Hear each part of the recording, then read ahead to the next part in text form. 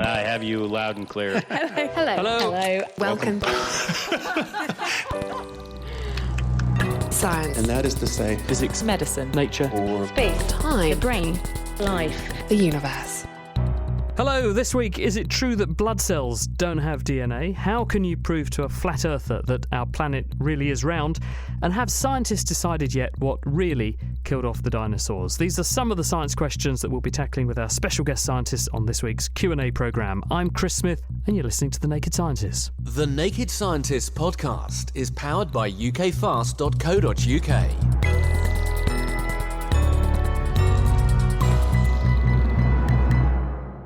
With me this week to take on your science questions are Matt Bothwell. Now, he's at the Institute of Astronomy, and is that a space science implement or object you have in front of you there, Matt? It is. I have a meteorite with me. It's a very heavy. Feel? You can, yes. Oh my goodness. This is as big as my fist, and it's incredibly heavy. Yes, so it's an iron meteorite made of what's called meteoric iron. So it's, about fist size, incredibly heavy. Where did it come from? The sky, obviously. Well, from space, right? So it fell in Argentina. So it's a very famous fall a few hundred years ago that fragmented into many, many pieces. And so this is just one of them. What's it made of? It's what's called meteoric iron. So iron is the main component, which is why it's so heavy. If this can be picked up on the Earth's surface, can you actually smelt that? Could I use that as a source of iron to make stuff from? You can, that's right. And so before humans actually discovered how to smelt iron in the Iron Age, this was the way that we used iron. So all iron tools and iron weapons that were built before the Iron Age were made out of meteoric iron. Okay, well, Matt, thank you very much. So space science questions, there go Matt Bothwell's way. Sitting next to Matt, Kate Feller is a marine biologist at Cambridge University. She investigates how animals see underwater. You've been on the programme a number of times. You're a good friend of our show, but this could be your swan song, at least for a little while, Kate. You're leaving us. Yeah, it's really sad, but I'm headed back to the United States, and next Friday, actually. Okay, and what will you do there? So I have a GRASS fellowship to work at the Marine Biological Laboratory in Woods Hole, Massachusetts. So I'm actually on Friday flying to Florida to collect some mantis shrimp, which are the crustaceans I study, and then I'll bring them back to Woods Hole to study them for the summer. And then from there, I have a postdoc lined up to work at the University of Minnesota sometime around September. And mantis shrimp, these they're quite big creatures, aren't they? They can be sort of 15, 20 centimetres long. They could be anywhere from a few centimetres long to the length of my forearm, depending on the species. They're their own classification of crustaceans, their own order, we call that. And there are over 400 species within that order.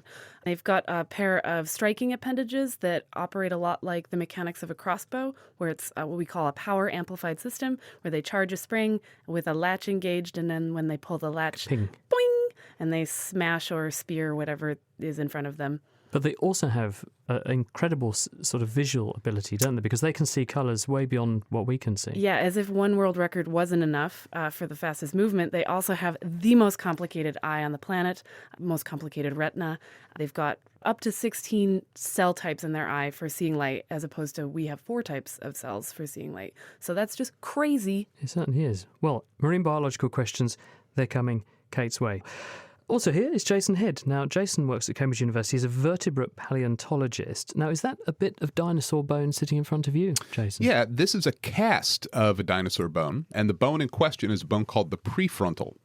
And so this is part of the series of bones that actually form the top of the eye orbit on a dinosaur. And this dinosaur in question is named Protohadros birdi. It was my master's thesis about 1 billion years ago when I was a student. And it is an animal that is closely related to the dinosaurs people generally like to call duck-billed dinosaurs. So this is an early stage in the evolution of hadrosaurid dinosaurs. What I'm looking at is something, it's about this, also the size of my palm. It fits nicely in my palm. It has a smooth inner surface, which is curved. It looks actually like the eye socket of a human skull. Is that effectively what it's analogous to? In part. So if you take your finger and you put it kind of just on the roof of your eye above your nose. Where your eyebrow is. Yeah. It is basically the bone under which they would have had eyebrows, had they had eyebrows, which they did not have. Thank you, Jason. Also with us is biochemist Diana Alexander. Now, Diana, your first time on the programme. Welcome to The Naked Scientist. You study all things genetics, and apparently you have something to show me. Yes, so the lab that I work in studies DNA replication. So that's where the DNA that you have in a cell gets copied, and that's required for when cells divide. The lab uses yeast to study this process. The lab really focuses on how DNA replication is regulated in the context of DNA damage. So you don't want the DNA to replicate when it's damaged, because that can lead to further damage. Like as a cancer. result. Exactly. So I have a little tube with some yeast, which can I see? Yeah, sure. So I have a little specimen tube. These are called Eppendorfs, aren't they? You've given me a little Eppendorf and it's got some yeast in it. Can I make wine with that? No, well, the cells are actually dead and they are now prepared to have their DNA content measured. So we need a yeast funeral for that. Yeah. Okay, thank you very much. Well, I'll add that to our collection of interesting specimens. Thank you very much. Yep. That's Diana Alexander. On to the questions, and let's start with this one for you, Kate, which has come in from Kiba. Why are some animals in the sea invisible, and why don't land animals do this? So first of all, what invisible creatures are there in the ocean? There are so many. The majority of invisible animals on the planet are found in what's called the pelagic zone, or the pelagic animals, which means open ocean, open water. And it is evolved many, many times. So you can find worms, crustaceans, jellyfish, fish, so many mollusks. Like there are certain squid that can make themselves totally transparent. And the reason why there are so many in the ocean and not so much on land, like there are a few examples, like there are certain butterflies, these glass-wing butterflies have transparent wings. They're absolutely stunning. If you've never seen one, find one at like the zoology museum. But the reason that transparency is a lot more difficult on land is because of this thing called refractive indices. And so refractive index is just a fancy word to describe the property of light when it enters some sort of material, how it slows down. The refractive index of air is very low, whereas the refractive index of materials like glass or glass is a good one. Windows are clear, is very high. So you have a very big difference. And so when you have a very big difference in your refractive index, then light is going to bend a lot when it enters that glass. And so what happens on a sunny day when you look at a window from the wrong angle? You get a really bright glare, which is not good if you're trying to be invisible. So water has a much higher refractive index. So does the material that animals are made out of. So you can really make that difference in how light moves through the materials very minimal. Therefore, you can't see them when you have a clear, even a piece of glass underwater is very difficult to see because that glare just doesn't happen. So it's easier for them to become invisible underwater. Yes. So therefore, given that it's a lot easier to do, they're more likely to do it. Correct. So some animals do resort to that, and it enables them to escape from being eaten. And actually, one of my favorite solutions that terrestrial animals have come up with to avoid this anti-glare, great vocab, is a structure called a nipple array. Tell us more.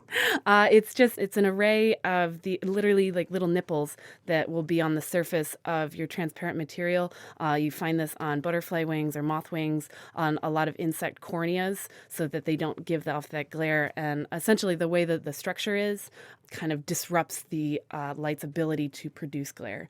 And it's called a nipple array. Let's have a giggle about that. Sounds nearly as good as I heard this week about a beaver deceiver, which is when you want to introduce beavers to an area and you don't want them to flood the area, you have a way of tapping the water off, but the beavers don't block it because they don't know it's there. But you nonetheless can accommodate the beavers and have the benefits of the beavers without them actually flooding you out of house and home. Matt? Yes, I just wanted to ask about invisible animals. So if a marine animal is invisible, that just means the photons are all passing straight through it. Is it then blind because it can't capture any of the photons to use for vision? So this is actually what I did my PhD thesis on, or was an aspect of it. A lot of crustacean larvae, for instance, like mantis shrimp larvae, use transparency as a way to disguise themselves in the open ocean because otherwise they'd get eaten very readily. However, they want to see because they're little predators themselves. And as you're hinting at, you cannot actually see without having some sort of opaque screening pigment within your eye to isolate each photoreceptor from one another,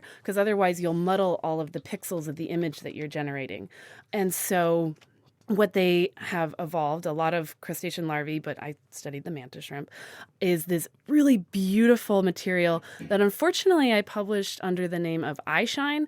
I would rather rename it as eye glitter because it is this beautiful blue-green glittery material that is over the surface of this black part of their eye that reflects the wavelengths that are behind them perfectly. It is a perfect match.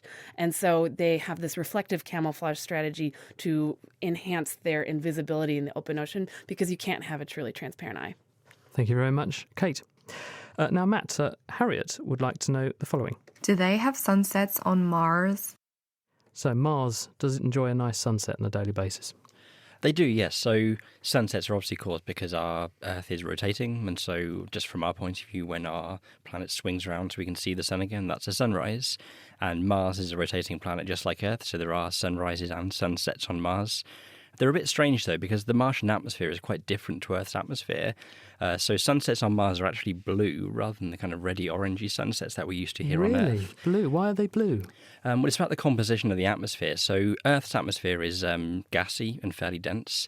And so when the sunlight passes through Earth's atmosphere, the light is getting scattered by very, very, very small particles, the kind of molecules of nitrogen and oxygen in the air. Mars's atmosphere, though, is very thin and very dusty, so the scattering is getting done by dust particles instead, and they're much, much bigger. And so there's a whole different mechanism that does the scattering. And so, in fact, the way dust particles scatter light is that blue light, the short wavelength light, gets scattered forwards towards the observer. So if you're watching the sunset on Mars, it looks blue. Because on Earth, the tiny particles scatter the blue light, so your brain is seeing blue coming from all across the sky, so our brain tells us the sky is blue and the sun looks a little bit yellower as a consequence. But when the sun gets down to the horizon on Earth, it does look red, presumably because it's had lots and lots of blue light taken out. So therefore on Mars, if you've got lots and lots of the blue light actually coming straight to you, but the red light's coming out because the big dust is scattering the red, it's going to look bluer, the more atmosphere that the light comes through, which is why you're saying it does look bluer towards the end of the day. Yeah, sort of. It's actually a completely different scattering mechanism. So on Earth, we have something called Rayleigh scattering, which is just like you say. So the short wavelengths get scattered away in all directions, and that's why the sky is blue, and the long wavelengths pass straight through, so that's why the sun looks reddy-orange. On Mars, we have something called, I think it's pronounced MIE scattering, it's MIE scattering, MIE scattering. That's a completely different mechanism when you have larger particles, and that's rather than scattering the short wavelengths in all directions, like happens in the Earth's atmosphere, you preferentially scatter the wavelengths, the short wavelengths, in the direction that the light came from. So you end up with the blue light being boosted away from the sun, if you like, presumably, towards the observer. as it gets towards the horizon, that effect is going to become more and more acute because the path of the light is greater through more of the atmosphere. Exactly, so you're going to see more of that blue effect. Exactly. So the sun in the Martian sky looks fairly like the sun in the Earth sky, apart from a bit smaller. But as it gets lower and lower towards the horizon, it looks more and more blue. Kate? Is there a green flash that happens on a Mars sunset, or something with a different wavelength, where when the last little bit of the ellipse of the sun passes below the horizon, just that very, very last moment? Have you ever seen it? Is it real? Because people refer to it, but I've never seen it. It's highly debated. I've done a lot of research sitting on the beach at sunset, usually with a beer. With a tequila or something. Tequila sunrise, even. And we specifically watch it for the green flash. And, I mean, the theory behind it seems plausible as far as scatter and everything. So yes, green flash, or yes or no on Mars? What color would it be on Mars? So the green flash is absolutely real. I've never seen it myself, so just, I think in the same way that you've been looking for it, it's a bit of a tradition amongst astronomers, if you're observing at an observatory or something, to go out at sunset and try and see a green flash. I've never been able to see one, but as far as I know, there should be a green flash on Mars. Matt, thank you. Diana, over to you. Joe has sent this in for you. I heard blood cells don't have any DNA. Why is that, and how do they grow? True? Is that true, Diana? Yes, it is, exactly. Mature red blood cells have no nucleus, which is the compartment that houses the DNA. So immature red blood cells actually do have a nucleus, but when they become the mature red blood cells, the nucleus is actually ejected, so they have no nucleus and no DNA. So as to why this is and how they function, I think the answer really lies in what they do. So red blood cells, their only real job is to carry oxygen around the body. Not having a nucleus is actually useful for this in terms of they can have more space for hemoglobin, which is the protein that carries oxygen. And also the red blood cells need to be able to squeeze through narrow capillaries. And they have this biconcave disc shape, and without a nucleus, this is possible. This sort of figure eight shape, when you look at them side on, they look like a sort of number 8 turned on its side, don't they? Thank you, Diana. And now here's a question for you, Jason. I've heard that dinosaurs are more closely related to birds than other types of animals like mammals. Is this true? So are birds living dinosaurs, essentially? Yeah. And the answer is absolutely. So we know from skeletal anatomy, and now we know from preserved soft tissue remains in the fossil record, that birds are actually a specialized type of dinosaur. They're a specialized type of theropod dinosaur.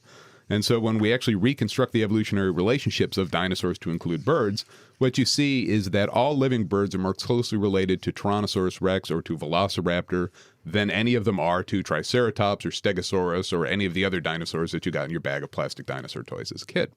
So we see this from their skeletal anatomy, and now we have, from these very fine-grained, well-preserved environments from the late Jurassic on up into the Cretaceous, evidence of feathers in what you would call non-bird dinosaurs. And now we know, or we have strong hypotheses, that feathers initially evolve as both a form of kind of insulation for being warm-blooded, and also as probably communication structures, just like in modern birds. It's amazing we can actually repaint the picture of what these dinosaurs look like, isn't it, by studying. There's enough vestige in the fossils, in the fossil records, in order to recreate the colour scheme. Absolutely, that you can actually find in preserved soft tissues the correlates to different kinds of color cells in modern feathers, and from that we can actually reconstruct in some of these animals what we think their plumage would have been colored like. Kate? Yeah, there also are great fossil examples of structural colors, which is when an animal produces color not using a pigment. So if you grind up the colorful tissue, it's just white. Like or a black. butterfly wing is exactly the same like a thing, butterfly wing.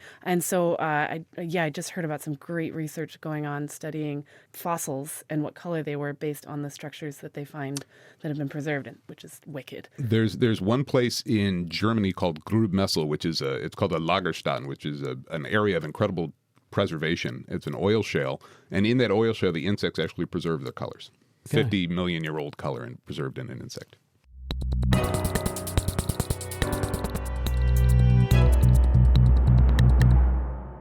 Still to come on The Naked Scientist this week, we're asking, how can one prove that the Earth really is round?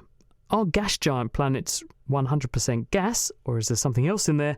And how do we tell what the dinosaurs had for dinner all those years ago? But first, Kate, you're a mantis shrimp expert, so this question is definitely one for you. Tom says mantis shrimps are really good at punching, so how do they move so quickly underwater? Why doesn't the sort of friction with the water tear them to pieces? That's a really good question, and actually we don't know. There are some great biomechanics people studying mantis shrimp strikes and their appendages in the States, and they have actually built a model of a mantis shrimp appendage, like one of the ones that I have here. The whole thing is exactly the same, except for, of course, the material that it's made out of. They have to try different materials because we only have what humans can make when you make a 3D print or a cast of something. And they found that while they could replicate the actual mechanics of the strike, you end up like when you quickly run your hand through a bucket of water, a lot of bubbles will follow your hand from the friction that's happening or the drag. When you take a video of a mantis shrimp striking underwater, there are no bubbles. It just smoothly goes through the water, and the only bubble that forms is this crazy cavitation bubble that is actually a vacuum which they want at the point of impact. That's something that is really cool and would be really nice to know more about. Jason? I have a more general question. Are they prey specific? Are mantis shrimp specialized for a particular type of prey with that strike, or are they just opportunists? Yes, we generally categorize mantis shrimp into two categories. The spearers, which is like what I have here, or in my little shadow box that I brought for show and tell. Sometimes they'll have these gnarly harpoons. Kate is showing us a bit of a mantis shrimp. Just I have for a the shadow jury. box full of weapons, mantis shrimp weapons. And you can see on these larger species, they've got these huge harpoons, and that's specialized for stabbing soft-bodied prey like fish, and they'll just stab them and then bring them up to their face and then just start eating them whether or not they are dead. And then the other type of mantis shrimp are what we call the smashers, and these are the ones that are really the world record holders for getting that speed from their strike. And they have, the species I have here as an example is super tiny. This is one of those really small species, although these guys can get to be about the 6-inch length size as well. But they have what is essentially on their elbow a big hammer that they will smash hard things with, like snails or crabs or each other or rocks.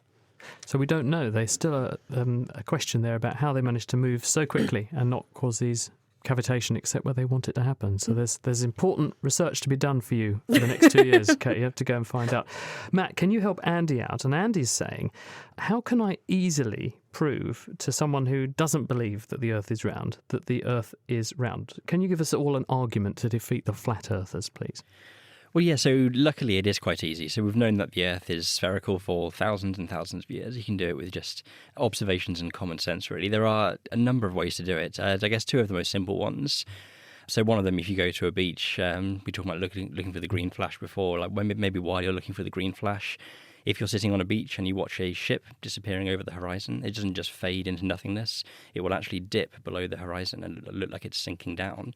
And that's because the Earth curves away. Another one, which is probably my favourite one, is to think about lunar eclipses. So a lunar eclipse is when you have the sun and the Earth and the moon, or in a straight line, and the moon passes into the Earth's shadow. The shape of the Earth's shadow on the moon is always round.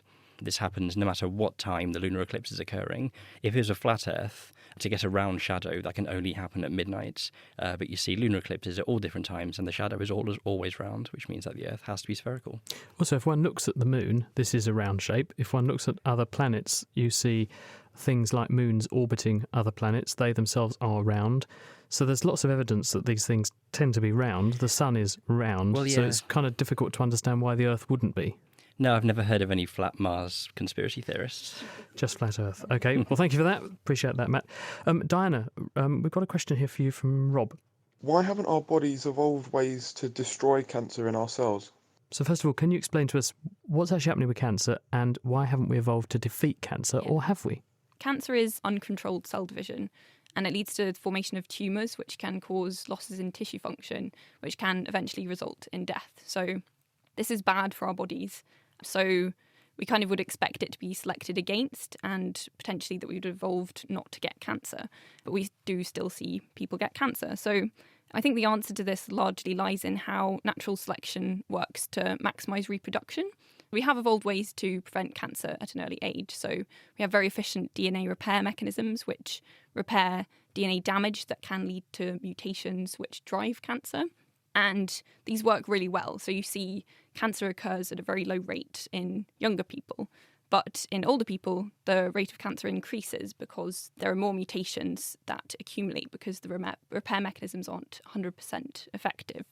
So the theory is that we haven't evolved to prevent it completely because we want to maximise reproduction. So you have selection to prevent cancer at a young age, but it's not selection to prevent cancer indefinitely, because the force of natural selection decreases with increased age because there is a lower chance of reproduction. So what we get is kind of a balance where it's unlikely to get cancer at a young age, but we haven't evolved to prevent it indefinitely. So we've evolved not to get cancer up until the time by which we would have reproduced, but after that, your body no longer has as much of an ability to select because It won't harm your ability to pass your genes on to the next generation. Yeah. Thank you, Diana. The Naked Scientists podcast is produced in association with Spitfire, cost-effective voice, internet and IP engineering services for UK businesses. Find out how Spitfire can empower your company at spitfire.co.uk. This is The Naked Scientists with me, Chris Smith. I'm joined by a panel of experts who are ready to take on your science questions. With me are biochemist Diana Alexander, astronomer Matt Bothwell, paleontologist Jason Head, and marine biologist Kate Feller. Coming up, if all of our cells carry the same DNA, how does a skin cell know it's a skin cell and a brain cell know it's a brain cell? Also, what's inside gas giant planets like Jupiter? Stay tuned to find out. Meanwhile, if you'd like to ask us one of your own questions, then why not send them in? You can tweet at Naked Scientists or you can email us. It's chris@thenakedscientists.com. For now, though, it's quiz time. We're going to have girls versus boys this week. So that means that Team 1 are going to be Matt and Jason, and Team 2 are going to be Kate and Diana. So we'll start with Team 1. What drug takes the longest to leave the blood, cannabis or alcohol? You may confer, of course. I would guess cannabis. I would also guess cannabis. So you're going cannabis. Okay, let's find out if you're right or wrong. And you get a bing. So you get that's right. Okay, so they're off to Team 1. Got it right, that's right. So the answer is cannabis. It's detectable in the bloodstream for over 300 hours. Booze, on the other hand, is gone after 12. Both do remain detectable in your hair, though, for 90 days, so you can't get away with it. Team 2, this is Kate and Diana. The longest to degrade in landfill, rubber Wellington boots or nylon poncho? Rubber boots or nylon poncho? I would say the nylon poncho. Yeah. I'd go for that one as well. Rubber theoretically is kind of natural. Nylon. Go for the nylon poncho. You were saying to me before the show that every time you've been on this programme, Kate, you've lost the quiz. I'm cursed. And you were hoping this is going to be your final fanfare, final farewell you're going to win. So you're off to a really flying start. That's great. No, you're wrong. The rubber boots should take between 50 and 80 years. The nylon only 30 or 40. So it's rubber boots was the answer to the longest lived in landfill. Right, back to Team 1. Tough one for you. What's going to be longer, a barnacle's penis or the sperm of a fly? I remember being told in secondary school that barnacles have incredibly long penises, and that stuck with me for some reason. I'm also going to go with the barnacle penis on that. Barnacle penis has it. You are nasty. Kate's going, yes. Did you know the answer to that? I knew that both were extremely long. It'll really surprise you. I did know the answer to this one because Drosophila, fruit flies, have a sperm which is nearly 6 centimetres long. And you think the fly is a matter of millimetres. It's absolutely incredible, enormous sperm. Barnacles do have very big penises relative to their body size, but barnacles are really small unless you're talking about the big ones in the Indian Ocean. And so as a result, the penis is actually not that big, but relative to their body size, it is pretty large. Team 2, this is back to Kate and Diana. What goes the longest without sleep? Walruses or killer whales? There's a marine one for you. You should better get that. Most marine mammals do a really cool thing where they put half their brain to sleep, but they're still technically kind of awake. I feel like killer whales. Yeah, I feel like the whale. No reason. You're going for the whale? Yeah. You're going for the whale. So we're level pegging now. We're on the up. Yeah, absolutely right. So killer whales is the answer. Walruses have been observed to stay active for 84 hours without getting any of the usual sleep deprivation problems. But killer whales are well known to be able to go into a semi-sleep mode so they can keep swimming. And when they're born, the calves and their mothers go for weeks without even that much sleep. Now, the longest that a human has managed to stay awake for, does anyone know roughly what the record for? I think it's around a week, isn't it? Yeah. 11 days. Yeah, Randy Gardner set that record. I think he probably did feel pretty rough, but he did perform quite well. He did a press conference at the end of it, and they said he answered the questions rather well. But he then slept for about 14 hours the first day and about 10 hours the next day. He did do sort of sleep catch-up. You do get symptoms, though. Probably not to be advised. Right, back to Team 1. What can hold its breath for the longest, dolphins or sloths?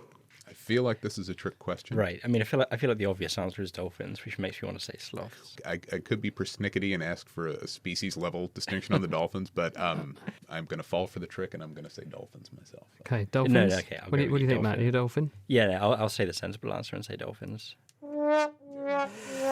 You should have gone with your gut instincts, you see. These people who set university exam questions, they know all the tricks. You shouldn't fall for them. Now, sloths apparently can hold their breath for over 20 minutes. Some have even been reported holding their breath for up to 40 minutes. They slow down their heart rate to do it. They're really good swimmers, I was amazed to learn. Dolphins, on the other hand, can normally manage only about 10 minutes underwater. So the sloths have it. Right, look, you're in with a chance here, Team 2. OK, which journey is going to take the longest? From Saturn to the moon Titan or from the centre of the sun to its surface? What do you think? Where's my coin? I need to flip it. I feel like sun to surface.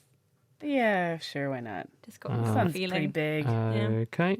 New from your tone. No, it's going to take longer to get to Titan from Saturn than it would to escape the sun, ignoring the effects of gravity and being burnt into oblivion by the centre of the sun. Saturn to Titan's over 1 million kilometres. The sun's radius, 700,000. So you didn't quite clinch it. So you'll have to leave with your reputation in tatters. Yeah, well, no, my reputation intact of always losing. Oh, that's true. Yes, you're consistent. I am consistent. Consistent, if nothing else. Let's talk to Peter, who's on the phone. Hello, Peter. Yeah, something which has been bothering me ever since it happened. I'm an old man now. Man supposedly landed on the moon nearly half a century ago, 50 years ago. Why has nobody ever been back? Was it stage managed because of the Cold War at the time? Did they really get to the moon, or was it stage managed? Let's ask Matt, because he's our Institute of Astronomy representative. So, Matt, was it all a giant fiction, or is it fact? It's definitely fact, I'm afraid. So we did go back to the moon a few times. There was the whole Apollo program, which sent several people to the moon. It definitely did happen. And I think the reason we didn't go back is because the reason we went to the moon in the first place was because of this Cold War space race that kind of ended. I think we realised fairly early on that we can do as much with robots, and it's much cheaper and much safer than sending people. So that's why we don't tend to send humans into space so much anymore. We can know for certain that we went to the moon, because we have artifacts on the moon. We left a big reflecting mirror on there, which we can bounce lasers off to measure the distance to the moon. People are doing that every day, aren't they? There's a laser beam that pings off that mirror, and that's how we know the moon is moving, 2 centimetres further from the Earth every year, give or take? Something like that, yes, that's right. Yeah, so we left things on the moon when we went there, so yes, we can be very certain that we went. Also, there was a mission in 2003 which was called Smart 1, which was the first example of an ion drive engine-driven craft which took lots of pictures of the moon, and they finished the mission by flying over a lot of those landing sites and took pictures of all of the bits and bobs that the astronauts left up there. So we do actually have visual data independently gathered as well. So yeah, I'd say it's a pretty convincing case, isn't it, that we don't think it was faked. Yes, I'm very happy that it wasn't faked. Thank you very much, Matt. Now, Jason, this question is from Alice, and she says, do we have any animals that are alive now that are similar in size to the largest dinosaurs, or the dinosaurs genuinely the kings? Well, we do. We have animals alive today that are larger in terms of their body mass than any of the dinosaurs, but they live in completely different environments. So dinosaurs are exclusively terrestrial in their fossil record, I should say. So the largest terrestrial dinosaurs are a group called sauropods. These are, again, to go back to your bag of plastic dinosaur toys, these are the ones with the long necks. And these animals include some absolute giants. There's a group called titanosaurs. And several members of that clade may have exceeded 60 to 70 tons, possibly. But the largest baleen whales today still exceed them in overall body mass. Though those are obligately marine animals where you effectively have no weight in water. Nothing on land today approaches dinosaurs in their size. And in part, that's because of the anatomical physiology of dinosaurs compared to mammals. Birds are effectively hollow-boned dinosaurs whose lungs invade their skeletal tissues. They're extremely light, and it's very likely they inherited that from dinosaurs that had evolved those strategies initially to achieve large body size. When you say that their lungs invade their skeleton, what do you mean? Birds have actually very pneumatized vertebral columns, and there are actually sacs of the lungs that actually occupy the spaces within the vertebrae. And so it's part of this very complex flow-through lung that birds have, where respiration in a bird doesn't actually have a dead phase. So every time you inhale, as a mammal, you get this good oxygen. And every time you exhale, all you're doing is getting rid of carbon dioxide. With the very complex lung system that birds have, they're constantly moving oxygenated blood across their tissues to exchange gas. So they never have one of these dead phases where there's no blood going, or there's no oxygen going to the bloodstream.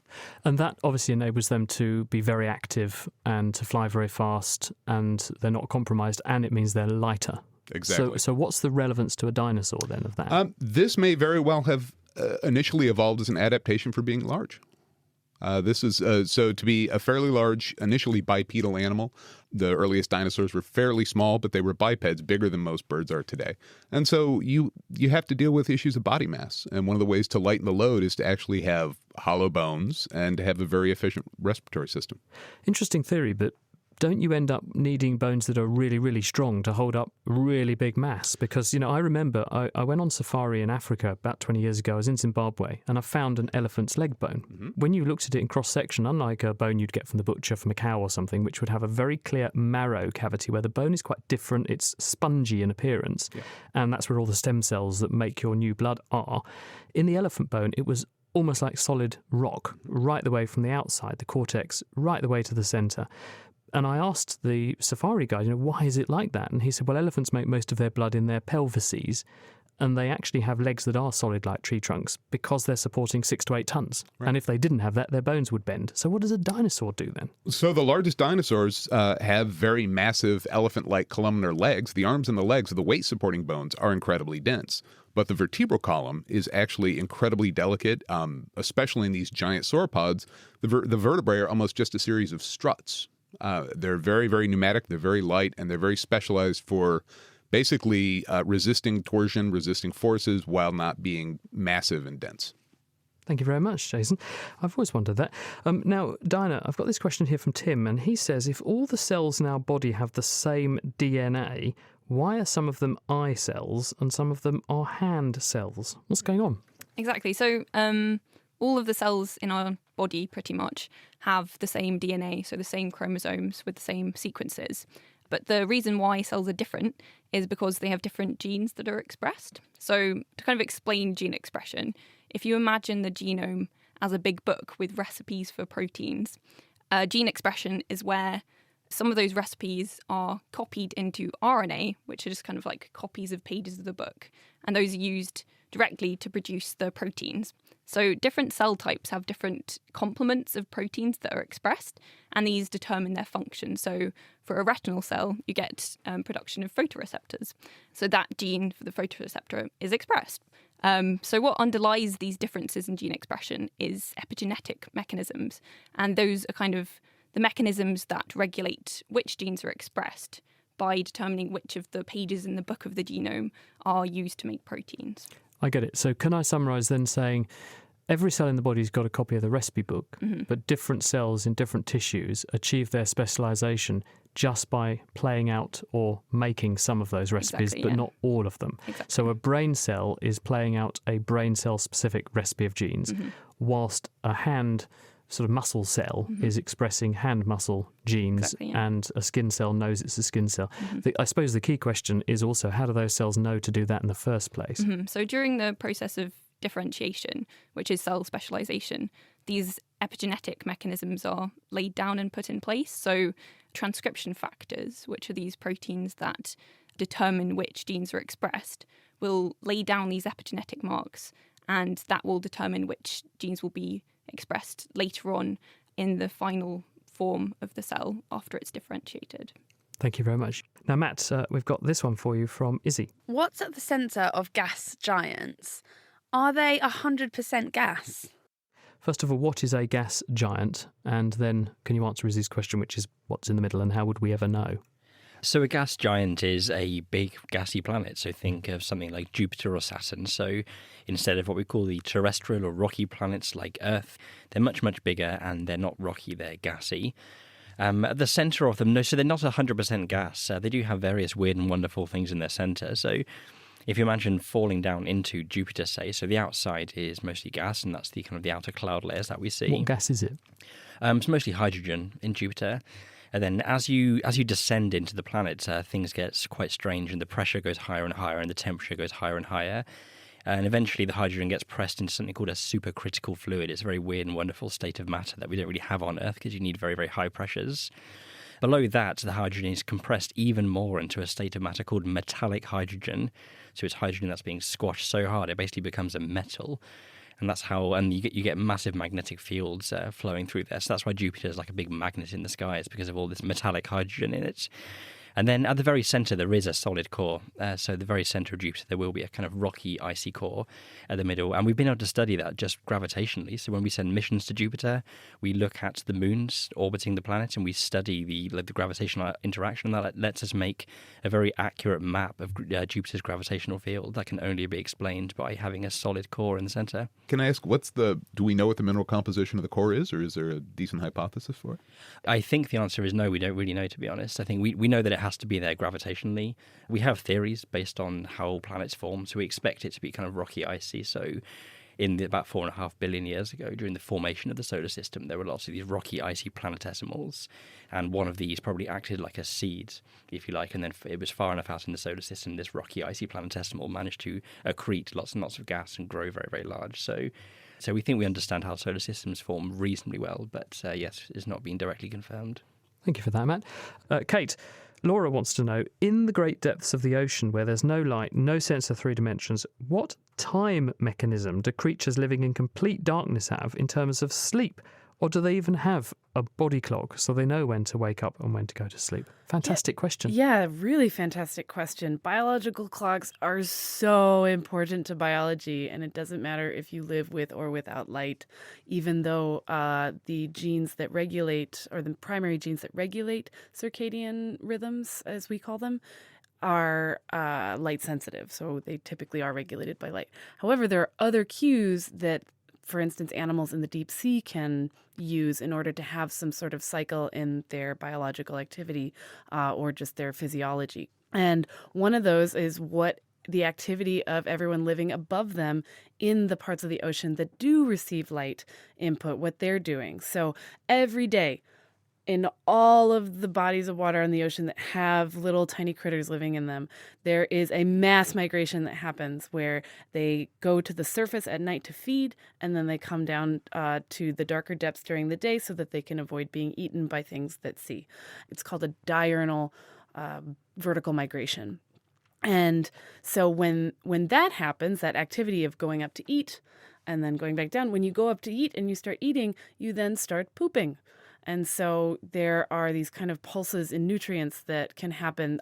You can also have seasonal variation in the amount of nutrients that are falling down just from phytoplankton blooms. So all of the plant type or the photosynthetic life that's living in the ocean, it will change based on the season. And so that is another cue that you can use as a clock. Right. So things that are sensitive to sunlight change their behaviour. And this has like a domino effect where the repercussions of their activity changing ripple down in the water column to the dark depths where other creatures are then having their body clocks entrained by their stomachs. Yeah, because literally all of the nutrients at the bottom, like in the deep sea, are coming from the surface, from the things living above them.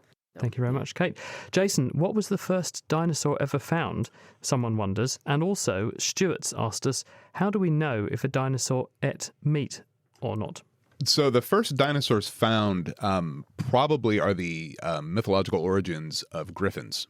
And so it is thought that actually the fossils of a particular dinosaur, Protoceratops andrewsi from Mongolia, which has kind of almost a bird-like face, was actually thought to be the original kind of impetus for that myth. In the 1670s, there was a fossil described from the UK that was the lower half of a femur of probably a sauropod dinosaur. It was not recognized as being a dinosaur. It was thought to be a giant.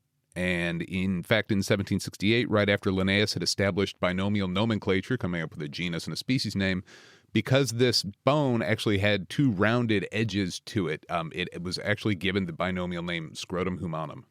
For exactly why you would think. Indeed. Yeah. The first dinosaur names that actually stick are Megalosaurus and Iguanodon and Hylaeosaurus, which are based on fossils from the United Kingdom that were discovered around the 1820s. And is that when people first became comfortable with the concept of a dinosaur? When did people begin to realise that there was this very long evolutionary timeline on Earth going back, millions and millions and millions of years, and that these were clearly antecedents of the life we see on Earth today? That's by, I think, about the early 1700s, people start to realize that actually there is life preserved through deep time in the fossil record. The connectivity of it through time is not recognized until much, much later. Because people didn't even know how old the Earth was at that time, exactly did they? Right. Had no idea the Earth was 4,500 million years old until actually relatively recently. Yeah. So actually they had no idea how quick these things had evolved or how long they hadn't been here for. The recognition of superposition of layers of rock does kind of informally come in fairly early, but recognizing that what we're looking at is a succession of related organisms is much later. So for dinosaurs, that construct is really Richard Owen in 1842 when he puts the name to the group formally, and then it is recognized as being this particular group of extinct giant reptiles. And what about the meat-eating question? How do we know when they tuck into a burger versus prefer to eat grass? So the shape of their teeth is an excellent indicator of diet. Just like you can look at the teeth in our own mouths and watch their functions, or look at the teeth of a cat or a dog and see how they can slice meat or grind food. The teeth of dinosaurs have the same thing. Meat-eating dinosaurs have almost steak knife-like teeth running along their mouths. Herbivorous dinosaurs have evolved these numerous strategies for actually very complex grinding of food, akin to what we would actually see in ruminant mammals today. Matt, you were going to say something. I was just going to come in on the age of the Earth things. There's quite an interesting bit from astronomy from that point of view. So the age of the Earth also has to be the age of the sun as well. And for a long time, we didn't know how old the sun was because we didn't know what powered it. And so before we understood stellar nucleosynthesis, like the process that's powering the sun right now, our best guess would it was powered by some kind of gravitation. And if the sun is powered gravitationally, it can only be about 15 million years old. And so in the late 19th century, some preeminent physicists, particularly Lord Kelvin, one of the most famous physicists of his day, used this fact to argue against Darwin, right? Because he said the Earth and the Sun can only be about 15 million years old because that's how old the Sun has to be. What changed his mind? I'm not sure if his mind was ever changed, actually. I think the scientific community's mind was changed because we came to understand stellar nucleosynthesis, this process that can power stars for billions and billions of years. So he stuck to his guns right till the last. Now, this one's for you, Matt, because Ellen wants to know what officially determines if something is a planet, and why is there all this confusion around Pluto, she says. Also, are there many other Pluto-like bodies in our solar system out there? So there's basically 3 rules. There's 3 things you have to fulfill in order to be a planet. So you have to be something orbiting a star. You have to be big enough to be spherical, so you've got to have enough mass that gravity can pull you into a sphere. And you've got to have cleared your orbit of debris. And so that third one is the slightly tricky one that tripped Pluto up. So orbiting a star is kind of obvious, right? You just got to be gravitationally orbiting a star. Being spherical it means about being big enough. If you don't have enough mass, you can be a slightly strange shape. Like Mars has 2 moons called Phobos and Deimos, and they're both quite small, and they're both a bit peanut shaped because they're not big enough to be pulled into a sphere. So you've got to be orbiting a star, you've got to be big, but you've also got to have cleared your orbit of debris, which means that if you imagine looking at the solar system from above and drawing a circle at the orbit, you have to be like the most major thing in that orbit to be classed as a planet. And it was that third definition that was brought in 2006 that tripped Pluto up, because while the 8 planets that we know of them right now are in nice clean orbits around the Sun, Pluto orbits in a very messy outer part of the solar system called the Kuiper Belt, and there's all kinds of rocks and space junk out there. And the definition was almost brought in because, if you coming on to the second part of your question, because out in the Kuiper Belt there are almost certainly tens of thousands of things, or even hundreds of thousands of things similar to Pluto. So without this third definition, this orbit clearing definition, you can end up with tens of thousands of planets in a solar system, which is just going to be kind of exhausting. So we say that all of these things in the messy part of the solar system are dwarf planets, and then all of the 8 inner planets are the classical planets. Jason? I was going to ask on the debris question, does that mean that the boundary of what is a planet is always going to be in relation to the size of the star and the distance from the star? So if gravitational pull is low enough that you're not clearing out a bunch of this debris, does that just mean that if our sun was bigger, that there'd be less debris out at that level, and that then Pluto would be clear to be a planet?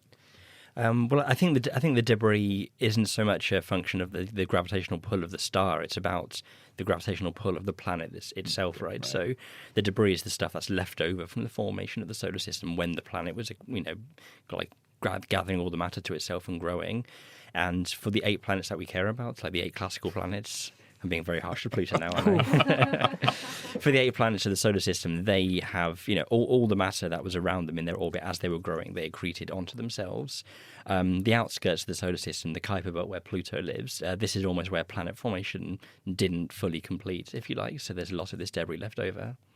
Quick question then. So I can understand that, say, in the region of Jupiter, its own gravity is pretty powerful, so anything in the environs of the planet as it forms are going to be drawn into it. But what about the things on the opposite side of its orbit? So, the other side of the Sun from where Jupiter is. How would that get cleared and become part of Jupiter, or wouldn't it at all? Well, you have to think about the early solar system as being a very, very messy, chaotic place with all kinds of bodies forming and crashing into each other. And things form hierarchically. They form bottom up in the solar system. So individual molecules of gas and dust in the primordial clouds coalesce together, and then you go from molecules of gas to dust grains to tiny pebbles to slightly bigger pebbles to rocks to mountains to planetesimals to planets. And all the time this process is going on, you have all kind of jostling and colliding. It's a very, very chaotic process, and it's only over billions of years that you end up with just one single planet orbiting at that distance. Thank you very much, Matt. Now, Jason, can you help us with this question, which is coming from Jackie? Jackie says, is there still a debate as to what killed off the dinosaurs? So where are we with this? Because you hear lots of stories. So do we now have a definitive idea as to why the dinosaurs met their end? So there are two answers to that question. The first is, of course, that dinosaurs are doing fine today. There's about 18,000 species of living birds. But the second half of that question is about what happens to dinosaurs that aren't birds. And the last of the non-bird dinosaurs go extinct around the end of the Cretaceous, about 66.5 million years ago. And that coincides with very strong geologic evidence for an extraterrestrial impact of an asteroid or another form of bolide. It appears to be a fundamental global environmental change that corresponds with a mass extinction event in both terrestrial and marine environments. So for the non-birds, it appears that the very last of them went extinct possibly as a result of this impact. Were there not some enormous volcanoes going off at around the same time that were also had the potential to make similar changes to the Earth's climate and the Earth's atmosphere? Yeah, so the last million or 2 years of the Cretaceous, of the Mesozoic, there's what is called flood basalts in India, the Deccan Traps, which are a 1.5 kilometer thick sequence of volcanic rock formed from these massive volcanoes. And they absolutely are changing Earth's atmospheric chemistry during this period of time. They're a big and an important component of a changing environment. Kate? If the crater theory is what happened, and this big catastrophic event is what knocked out all the giant dinosaurs. Do you think that it was required for that sort of geological, historical event to happen in order for mammals to have become so successful and ergo humans to have become what we are today? Yeah, we think a lot about that. Whether or not the rise of mammals in the Cenozoic is the result of ecological release or the loss of competitive exclusion. And there's some pretty good evidence that might be the case. Certainly patterns of body size evolution in mammals show that they get bigger when the dinosaurs are gone. We diversify as a clade within a couple million years of dinosaurs having gone extinct. So, I think it's tricky to pin that down 100%, but the evidence looks pretty good for it. I've got a question here from Georgia. I'll read this exactly as it's written because it does have some rather nice language, which I can't do better than. Georgia says, when you have something underwater, it gets really degraded and manky much quicker than it does on land. Do sea creatures experience this, Kate? And do they need special adaptations to stop them rusting? So why don't fish go rusty, basically? Well, fish are not made of iron, so they don't rust as a metal would corrode. However, most creatures have some sort of mechanism for turning over the external surface of their body in order to cope with the harsh environment in which you live in, including humans. I mean, we're shedding skin cells that turn into dust that we have to dust from our homes. It's 40,000 skin cells a second. Yeah, apparently tons. We have a mechanism. Fish do the same thing. Yeah, so fish will shed scales. Crustaceans and arthropods, actually, they go through more dramatic changes where they'll go through what's called a molt, where they literally grow a new exoskeleton and just pop out of the old one. So soft-shell crab is when you're harvesting crabs that are at that in-between phase where they've just popped out of their old exoskeleton and they haven't hardened up into their new one. So they basically will grow a new one and it'll be a soft, leathery surface that they're very vulnerable until it has a chance to deposit the hard materials that make it that hard crab surface. But that's literally just replacing your surface. But what about suppressing things like microbes? Because they grow really well in wet, damp, gooey places. So these animals are continuously in contact with a damp environment that's bringing things in that could infect them. So do they have other adaptations to fend that off? Yeah, so a lot of aquatic creatures will have a mucus layer over the surface of their body. Mantis shrimp actually are super slimy. Actually every time sometimes in my experiments, I need to glue something to them and it doesn't work very well because it just comes off. They're just so covered in this layer of slime that presumably has mechanisms of defense against microbes and infection, much like we have mechanisms of defense against that. And unfortunately, we have no mechanism to defend us against the ravages of time because we have run out of time. And so it remains for me to say a very big thank you to our guests this week, who were Kate Feller, who you heard there, Matt Bothwell, Diana Alexander and Jason Head. The show was put together by George Mills and Katie Hayler. And do join us next time when we're going to be talking about the science of allergies. That will be a show, I assure you, not to be sneezed at. The Naked Scientist comes to you from Cambridge University and it's supported by the STFC, the EPSRC and Rolls-Royce. Thank you very much for listening. Until next time, goodbye.